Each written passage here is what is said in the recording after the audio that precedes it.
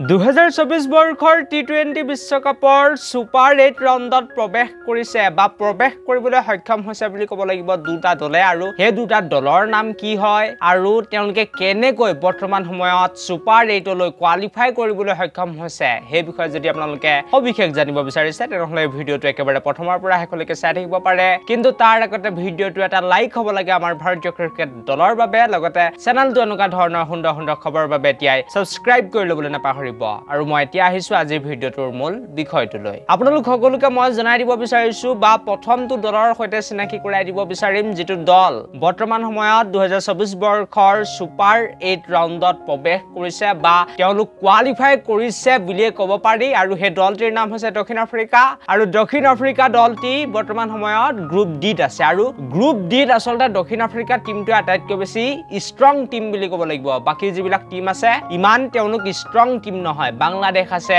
লংকা আছে তাৰ লগতে মানে মই শ্ৰীলংকাৰ কথা কৈ আছো ইয়াৰ বাহিৰে আৰু সৰু সৰু টিম আছে গতিকে গ্ৰুপ ডিত যেটো মুঠতে 5টা টিম আছে হে গোটেই কিটা টিমৰ ভিতৰত দক্ষিণ আফ্ৰিকা যেহেতু এতিয়া বহুত আগত ওলাই গৈছে প্ৰায় 6 পইণ্ট হৈ গৈছে তিনিখন মেচ খেলি আৰু এটো কনফাৰ্ম হৈ গৈছে যে দক্ষিণ আফ্ৰিকা নেক্সট ৰাউণ্ডত বা সুপাৰ 8 লৈ যাব তেওঁলোক পাছৰ যিখন মেচ সেই মেচখনৰ ঠাইলৈ কিন্তু নেট ৰান ৰেট ভাল হয় বাকি টিমসমূহতকৈ আৰু সেইবাবে দক্ষিণ আফ্ৰিকা দলটি বৰ্তমান সময়ত কনফাৰ্ম হৈ গৈছে 2024 বৰ্ষৰ প্ৰথমটো দল হিচাপে পৰিগণিত হৈছে যিয়ে নেকি সুপাৰ 8ত প্ৰৱেশ কৰিবলৈ সক্ষম হৈছে বিশ্বকাপৰ তাৰ পাছতেই মই আপোনালোকক দ্বিতীয়টো দলৰ সৈতে চিনাকি কৰাই দিব বিচাৰিম আৰু এই দলটিৰ নাম হৈছে আমাৰ ভাৰতীয় ক্ৰিকেট দল আৰু বহুতে ভাবিব পাৰে যে আমাৰ ভাৰতে দুখনহে খেল জিকিছে কেনেকৈ কোৱালিফাই কৰিব আপোনালোকক জনাই দিব বিচাৰিছো যে আমাৰ ইণ্ডিয়া টিমে যদি বাকি থকা দুইখন মেচো কেনেবাকৈ পৰাজিত হয় এনেটো নেহাৰে বাৰু কাৰণ USA তাৰ লগতে কানাডা এই দুটা দলৰ ভিতৰত কোনোবা এটা দলৰ লগত দুৰ্ভাগ্যবশত হাৰি গলে এটা হলো টিমৰ লগতটো জিকিবই কিন্তু তথাপিও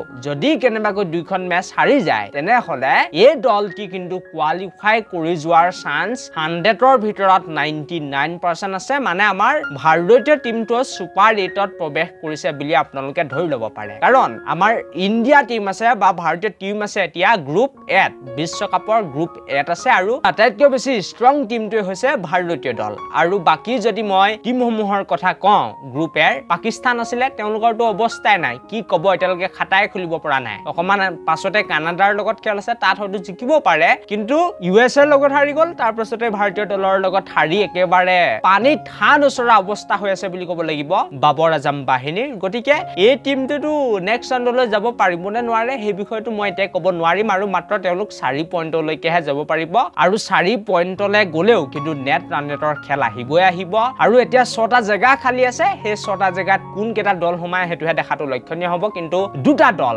টপ 2 আসলতে কনফাৰ্ম হৈ গৈছে দক্ষিণ আফ্ৰিকা তাৰ লগতে ইণ্ডিয়া টিম হয়তো যাবই যাব সুপাৰ 8ত একেবাৰে তেওঁলোক প্ৰৱেশ কৰিছে বুলি সকলোৱে ধৰিব পাৰে আৰু দক্ষিণ আফ্ৰিকা 6 পইণ্ট তেওঁলোকৰ হৈ আছে ইয়াৰ লগতে ভাৰতীয় টিম 4 পইণ্টেৰে বৰ্তমান সময়ৰ পইণ্টছ টেবুলত উলমি আছে বুলি ক'ব লাগিব 1 নম্বৰত বা উলমি আছে বুলি ক'লে আসলতে বেয়া হ'ব তেওঁলোক একেবাৰে ষ্ট্ৰং পজিশনত আসলতে থিয় হৈ আছে বুলি ক'ব লাগিব এটো আছিল আজি ভিডিওটো thank you for watching this video